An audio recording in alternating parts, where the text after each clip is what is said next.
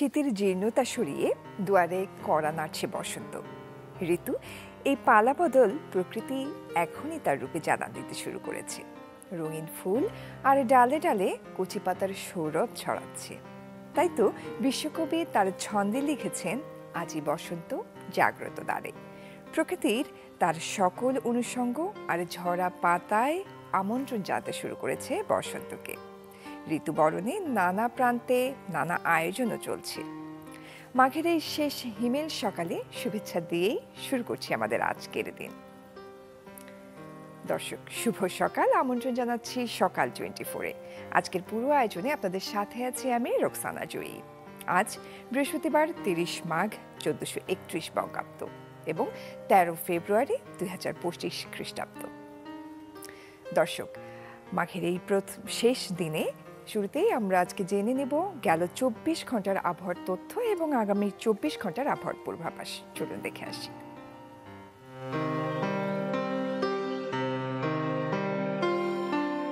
ঢাকায় সর্বোচ্চ তাপমাত্রা 29.5 ডিগ্রি সেলসিয়াস এবং সর্বনিম্ন 20 ডিগ্রি সেলসিয়াস। রাজশাহীতে সর্বোচ্চ 31.2 এবং সর্বনিম্ন 12 ডিগ্রি সেলসিয়াস। রংপুরে সর্বোচ্চ 17.3 এবং সর্বনিম্ন 15.8 ডিগ্রি সেলসিয়াস। ময়মনসিংহে সর্বোচ্চ 17.6 এবং সর্বনিম্ন 18 ডিগ্রি সেলসিয়াস। সিলেটে সর্বোচ্চ 17.5 এবং সর্বনিম্ন 17.4 ডিগ্রি সেলসিয়াস। চট্টগ্রামে সর্বোচ্চ 28.6 এবং সর্বনিম্ন 19.5 ডিগ্রি সেলসিয়াস। খুলনায় সর্বোচ্চ 31.2 এবং সর্বনিম্ন 21.5 ডিগ্রি সেলসিয়াস। বরিশালে সর্বোচ্চ 30 এবং সর্বনিম্ন 20 ডিগ্রি সেলসিয়াস। দেশের সর্বনিম্ন তাপমাত্রা রাজশাহীতে 12 ডিগ্রি সেলসিয়াস এবং সর্বোচ্চ তাপমাত্রা পটুয়াখালীতে 31.6 ডিগ্রি সেলসিয়াস। সারা দেশে রাতের তাপমাত্রা সামান্য বৃদ্ধি পেতে পারে এবং দিনের তাপমাত্রা প্রায় অপরিবর্তিত থাকতে পারে।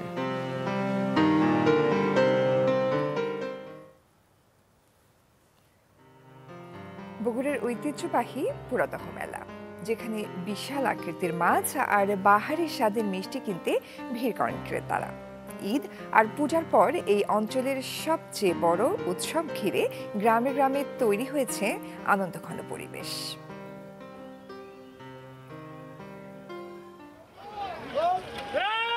বিশাল আকৃতির সব মাছের সমারোহ বগুড়ার পোড়াদহ মেলায়। আছে রুই, কাতলা, আইড়, পাঙ্গাস, বোয়াল, চিতল আর সিলভার কার্প। ক্রেতার চাহিদা মেটাতে ছোট বড় মাছের দোকান খুলে বসেছেন বিভিন্ন অঞ্চল থেকে আসা প্রায় 2 শতাধিক বিক্রেতা। মাছের জন্য বিখ্যাত বলে সবার নজর মাছপট্টির দিকেই।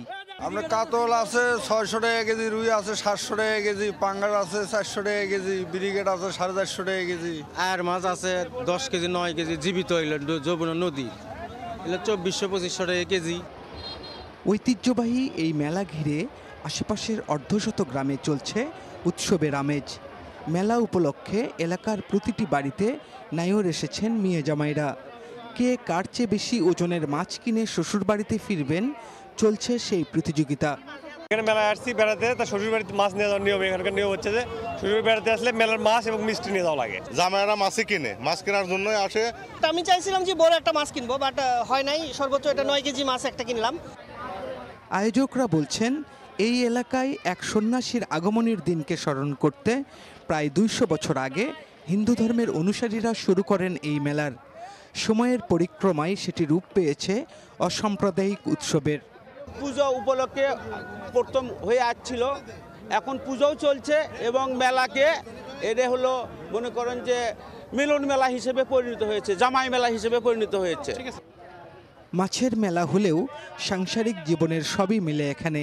পাওয়া যায় লোভনীয় মিষ্টি ও শিশুদের খেলনাও। প্রথম দিনের জামাই মেলা শেষে বৃহস্পতিবার বসবে একদিনের বউ মেলা। ফরহাদুজ্জামান শাহী, চ্যানেল 24, বগুড়া। দর্শক, জানছিলাম বগুড়ার ঐতিহ্যবাহী পোড়াদহ মেলার খবরাখবর। এবার আসুন বসন্তের দিকে নজর দিই। বসন্ত আগমনে পলাশ, শিমুল আর মান্দার বন রাঙা বধূ সাজে সেজেছে। প্রকৃতির এই রঙের খেলায় যোগ দিয়েছে ভালোবাসা দিবস। ফুলের সমারোহ এখন চারপাশে। শীতের শেষ ও বসন্তের বরণ আয়োজনকে জানাতেই ফুলের বাজার থেকে ঘুরে আসতে চাই এ পর্যায়ে। রংপুর থেকে বিস্তারিত আমাদেরকে জানাতে আমাদের সাথে যুক্ত হচ্ছেন আমাদের সহকর্মী ফখরুল শাহিন। চলে যাচ্ছি ফখরুল শাহিনের কাছে। শাহিন, শুভ সকাল আপনাকে, আমন্ত্রণ সকাল 24-এ। কালকে বিশ্ব ভালোবাসা দিবস, সেই সাথে পহেলা বসন্ত, তো সব কিছু মিলিয়ে রংপুর থেকে ফুলের বাজারের খবরাখবর আমাদেরকে একটু জানাবেন আপনি।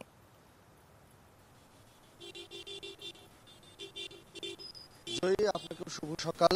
এবং বসে আছেন বিক্রেতারা এবং এখানে কিন্তু নানান রকম ফুল, নানান রঙের, নানান সৌন্দর্যের, নানান শোভার ফুল কিন্তু এখানে নিয়ে বসা হয় এবং এখানে কিন্তু সকাল থেকেই ফুল বিক্রি শুরু হয়। এবং আমরা সবসময় দেখি যে ফেব্রুয়ারি মাসে কিন্তু এই ফুল বিক্রি অনেক বেড়ে যায় বহুগুণে। শুধু এই জায়গা থেকে নয়, সিরিজি উদ্যানের সামনে যে রাস্তাটি আছে সেখানে কিন্তু ফুলের অনেকগুলো দোকান, সেখানে ফুল বেচা কেনা হয়। এবং আপনাকে জানিয়ে দিই, সেটি হচ্ছে যে আগামীকাল ভালোবাসা দিবস এবং 1 ফাল্গুন, এই উপলক্ষে কিন্তু পুরো রংপুরের বিভিন্ন স্থানে আমরা দেখেছি যে 2-3 দিন আগে থেকেই ফুলের বেচা কেনা শুরু হয়ে গেছে। বিশেষ করে কারমাইখালী কলেজের সেই কলেজ রোড যেটি আছে সেখানেও কিন্তু আমরা দেখি যে সকাল থেকে সন্ধ্যা পর্যন্ত সেখানে ফুল নিয়ে বসে মৌসুমী যারা ব্যবসায়ী আছেন তারা বিক্রি করছেন। এবং এই শহরের মধ্যে তো আছেই 2-3 জায়গায়, ডিসির মোড়ে আছে, পুলিশ লাইন যে রাস্তা আছে, চিড়িয়াখানার সামনে আছে, বিভিন্ন জায়গায় কিন্তু বিভিন্ন রকম ফুল, বিশেষ করে গোলাপ ফুল এটি কিন্তু বেশি বিক্রি হয়ে থাকে। রজনীগন্ধা আছে, তারপরে গাঁদা ফুল আছে এবং বিভিন্ন রকম লিলিয়াম ফুল আছে। বিভিন্ন বিদেশি ফুলগুলোও কিন্তু এখানে নিয়ে আসা হয় বিক্রির জন্য। এবং আপনাকে জানিয়ে রাখি সেটি হচ্ছে যে আজ থেকে কিন্তু শেষ হয়ে যাচ্ছে শীত।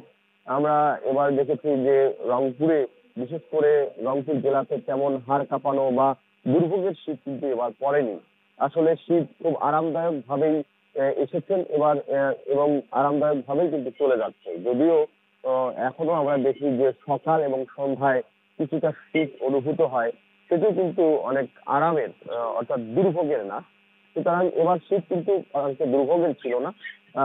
কিছু কিছু জেলায় রংপুর বিভাগের, বিশেষ করে কুড়িগ্রাম এবং পঞ্চগড়, এই 2 জেলায় কিছুটা দুর্ভোগ হলেও আসলে বাকি যে 6 জেলা আছে সেখানে কিন্তু অতটা দুর্ভোগ ছিল না। এবং আমরা দেখেছি যে শীতের সময় নানান রকম পিঠা পুলি কিন্তু তৈরি হয়েছে গ্রামে, বিশেষ করে নানান স্বাদের, নানান মজার পিঠা কিন্তু। আপনাকে অসংখ্য ধন্যবাদ। দর্শক, বিশ্ব ভালোবাসা দিবস এবং পহেলা বসন্তকে ঘিরে ফুল বাজারের খবরাখবর জানছিলাম আমরা রংপুর থেকে। দর্শক, এবার আমরা চলে যাব একটু সাভারে। আন্তর্জাতিক মাতৃভাষা দিবস, ভালোবাসা দিবস আর ফাল্গুন ঘিরে ফুলের বাজারে বেড়েছে বেচা বিক্রি। সেই নিয়েই আমরা জেনে আসবো সহকর্মী অপু ওহাবের কাছ থেকে। অপু, শুভ সকাল আপনাকে, আমন্ত্রণ সকাল 24-এ। আমরা জানি যে এই রংপুরের বাজার সম্পর্কে জানছিলাম, ফুলের বাজার, সাভারের ফুলের বাজার সম্পর্কে আমাদেরকে একটু জানাবেন আপনি।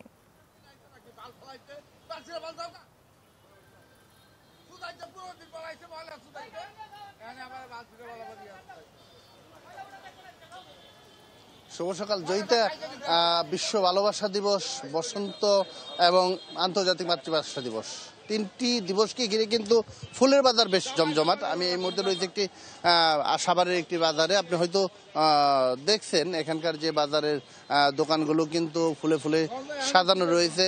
এবং আমি বাগানে খবর নিয়েছি, সব সাভারের যে গোলাপ গ্রাম রয়েছে, গোলাপ গ্রামের কিন্তু বাগানগুলোর যে ফুল, সমস্ত ফুলই কিন্তু বাজারে তোলা হয়েছে। এবং গত রাত, সারা রাত কিন্তু সাভারের যে বাজারে গোলাপ বিক্রি হয়েছে। কারণ আপনি জানেন যে গোলাপের চাহিদা, বিশেষ করে গোলাপের চাহিদা কিন্তু সাভার থেকে পূরণ করা হয়।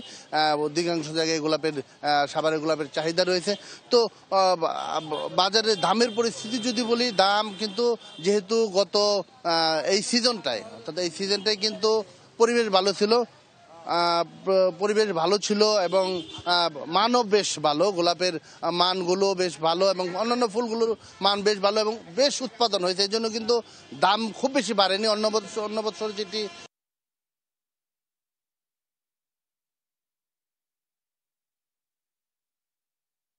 ফুলেরও কিন্তু সংকট পড়ে যায়, এবার কিন্তু সেটি নেই। এবার আমরা যেটা দেখেছি যে দামও সহনীয় পর্যায়ে রয়েছে। অর্থাৎ গত রাতের কথা যদি বলি, গত রাতে পাইকারি বাজারে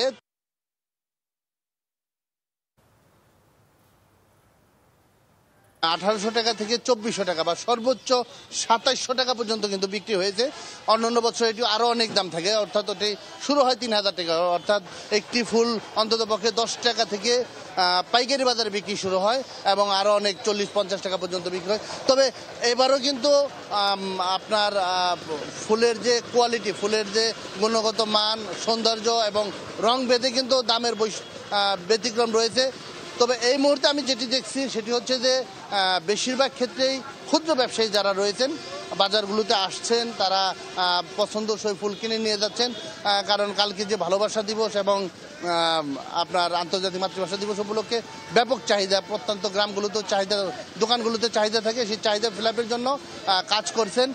পাশাপাশি কিন্তু যেহেতু শবে বরাত একটি সংখ্যা তাদের মধ্যে কাজ করছে যে প্রকৃত অর্থে খুচরা ক্রেতারা এই গোলাপের জন্য বা ফুলের জন্য ওইভাবে অন্যান্য বছরের মতো আসবে কিনা, এটি একটি বড় বিষয় হয়ে দাঁড়িয়েছে। জয়িতা, ধন্যবাদ অপু ওহাব আপনাকে।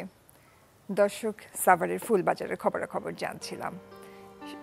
আমাদের আয়োজনের আজকের এ পর্যায়ে আমরা জেনে নিব দেশের প্রধান দৈনিকগুলোর খবরাখবর। চলুন দর্শক দেখে আসি। শুরুতেই আমার হাতে রয়েছে কালের কণ্ঠ।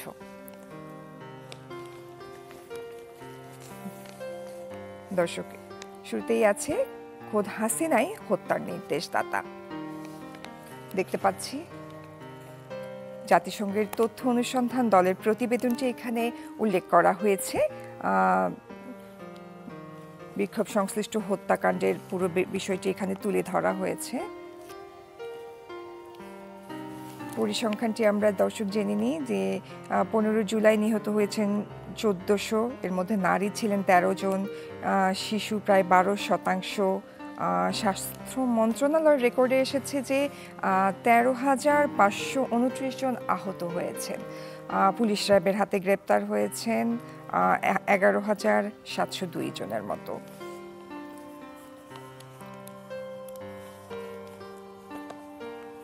দর্শকের পরে আরেকটি শিরোনাম দেখতে পাচ্ছি যে আওয়ামী লীগ সর্বক্ষেত্রে আইয়ামী জাহিলিয়াত কায়েম করেছিল। আয়নাঘর পরিদর্শন শেষে একথা বলেছিলেন প্রধান উপদেষ্টা। সেই বিষয়টি নিয়ে এখানে বলা হয়েছে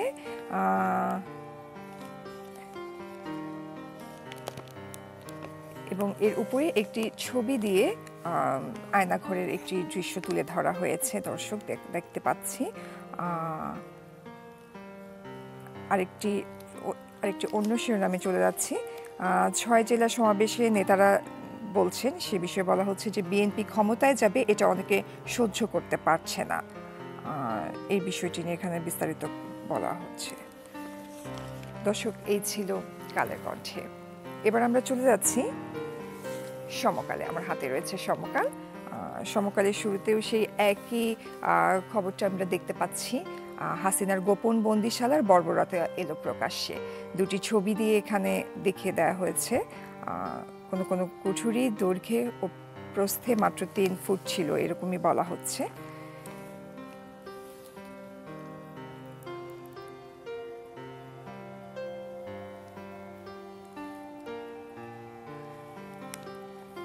শেখ হাসিনাকে ফেরাতে প্রয়োজনে আন্তর্জাতিক আইনের প্রয়োগ, এটির উপরে আরেকটি শিরোনাম দেখতে পাচ্ছি। ব্রিফিংয়ে জাতিসংঘের মানবাধিকার হাই কমিশনার বলছেন, বিচার প্রক্রিয়া আন্তর্জাতিক মানদণ্ডে উন্নীত না হলে দেওয়া হবে না তথ্য উপাত্ত।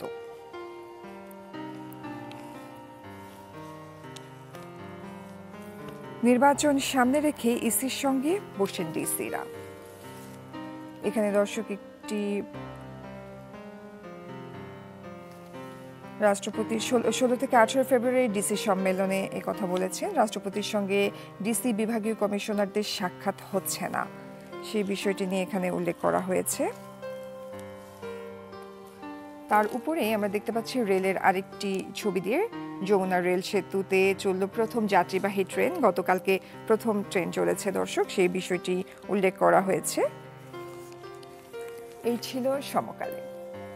এরপরে আমার হাতে রয়েছে দৈনিক ইত্তেফাক।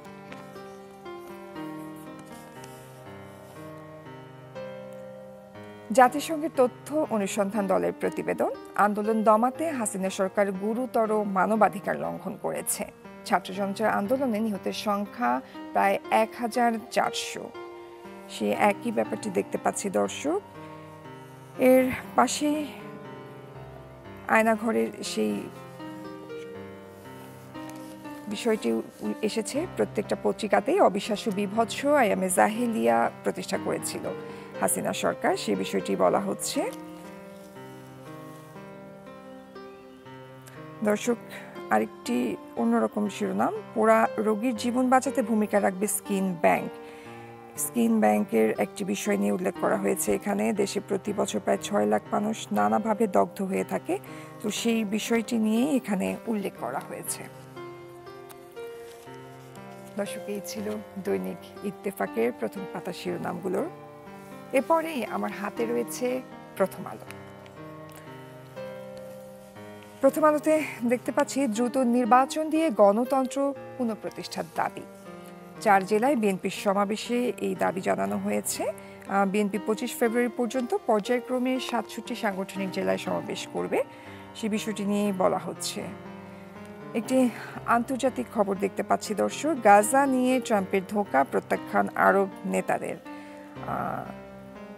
হোয়াইট হাউসের পাশাপাশি চেয়ারে বসে গত মঙ্গলবার সাংবাদিকদের প্রশ্নের জবাব দিচ্ছিলেন প্রেসিডেন্ট ট্রাম্প। জর্ডানের বাদশার সাথে তিনি একটি বৈঠক করেছেন গতকালকে, সেই বিষয়টি নিয়ে এখানে উল্লেখ করা হয়েছে।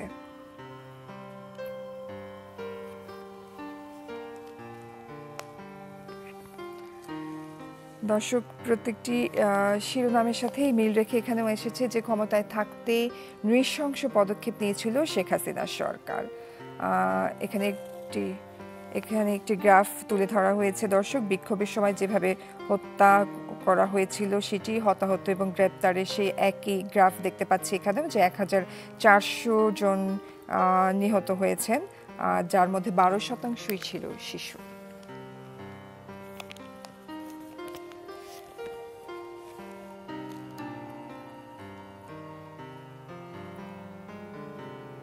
এবং দর্শক, এর পরে দেখতে পাচ্ছি আহত হয়েছিলেন 13,529 জন এবং পুলিশ র্যাবের হাতে গ্রেপ্তার হয়েছিলেন 11,702 জন।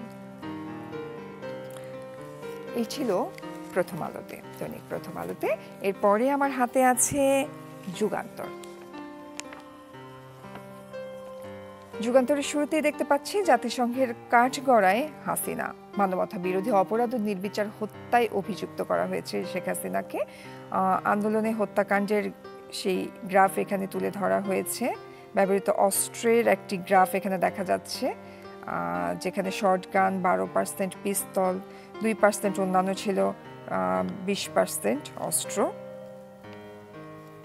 তারপরে সব পত্রিকার সাথে মিল রেখে এখানেও দেখা যাচ্ছে সেই ভয়ঙ্কর আয়নাঘর দেখল বিশ্ব, সেই আয়নাঘরের কথা বলা হয়েছে।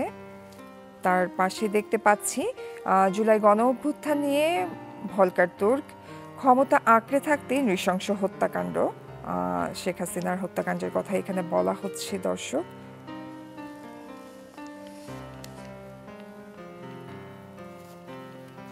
রাজনীতিবিদ ও মানবাধিকার কর্মীর প্রতিক্রিয়া নিয়ে একটি শিরোনাম দেখতে পাচ্ছি, দেশে এনে হাসিনার বিচার নিশ্চিত করতে হবে। দর্শক, এই ছিল মূলত পত্রিকাগুলোর সংবাদ শিরোনাম। দেখে নিলাম দেশের প্রধান দৈনিকগুলোর সংবাদ শিরোনামগুলো। দর্শক, আমাদের আয়োজনের এই পর্যায়ে ছোট্ট একটা বিরতি নিচ্ছি, ফিরছি একটু পরে, সাথে থাকুন।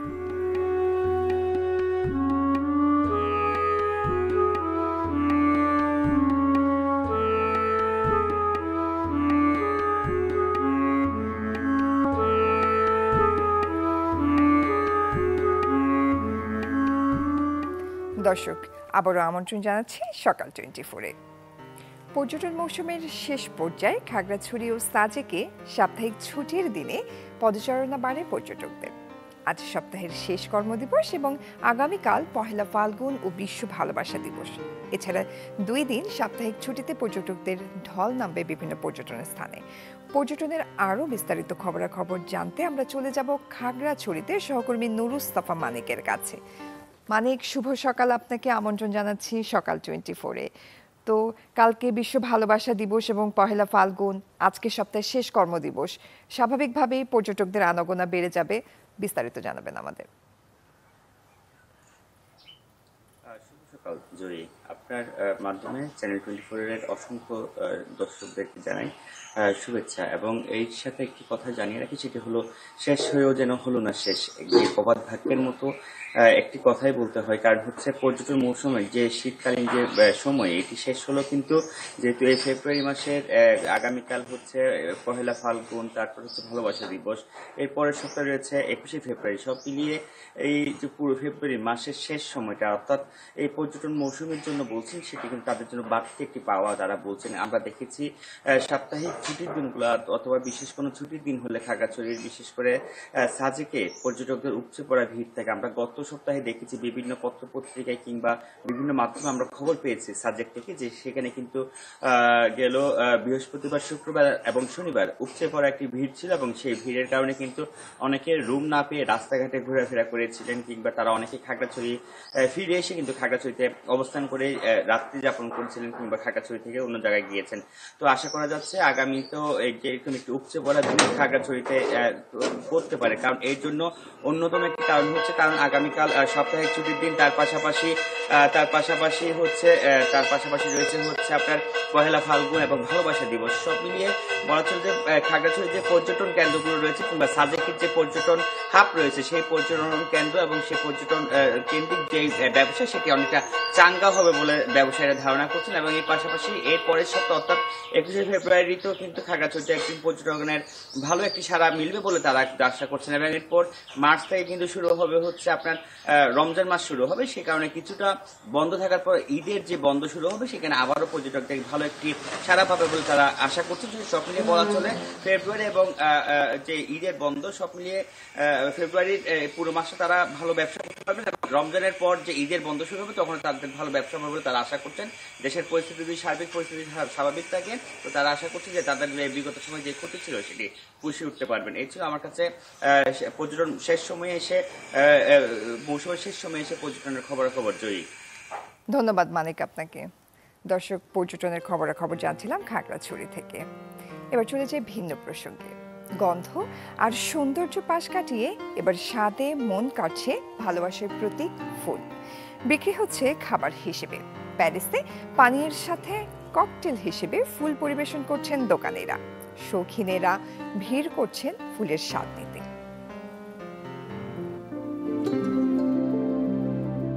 ভালোবাসার প্রতীক ফুল। বিশেষ দিবস ও ক্ষণে প্রিয়জনকে ফুল উপহার দেওয়ার রেওয়াজ দীর্ঘদিনের। তাই ফুল পরিণত হয়েছে ভালোবাসার ঐতিহ্যবাহী উপহারে। ভ্যালেন্টাইন্স ডে ঘনিয়ে আসায় বিশ্বব্যাপী বাহারি রঙের ফুলের পসরা সাজিয়েছেন ফুলচাষী ও ব্যবসায়ীরা। তবে ব্যতিক্রমী উদ্যোগে সবাইকে ছাড়িয়ে গেছে প্যারিসের দোকানিরা। শুধু প্রেমিকার খোঁপায় গুঁজে দেয়া বা ঘর সাজানো নয়, ফুল বিক্রি হচ্ছে খাবার হিসাবেও। আপনি ফুল খেতে পারেন, এটি কিছুটা মশলাদার, তবে খুব বেশি ঝাঁঝালো না। ধরুন লবঙ্গ এবং মূলার স্বাদের কাছাকাছি।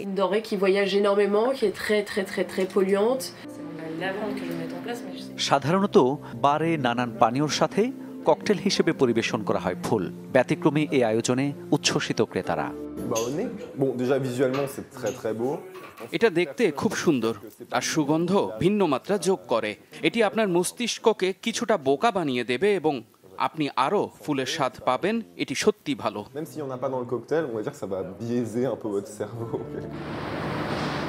ফ্রান্সের 85% ফুলের চাহিদা মেটানো হয় আমদানির মাধ্যমে। তাই সংরক্ষণ প্রক্রিয়ার কারণে দূষণের ঝুঁকি থাকলেও ব্যবসায়ীরা বলছেন ক্রেতাদের স্বাস্থ্যগত দিক বিবেচনায় রাখা হয় শতভাগ। ককটেলের ফুলের উপর স্বাদ নির্ভর করে। আমাদের প্রায় জিজ্ঞাসা করা হয় যে সেগুলি ভোজ্য কিনা। আমরা পুরো বিষয়টি ব্যাখ্যা করি।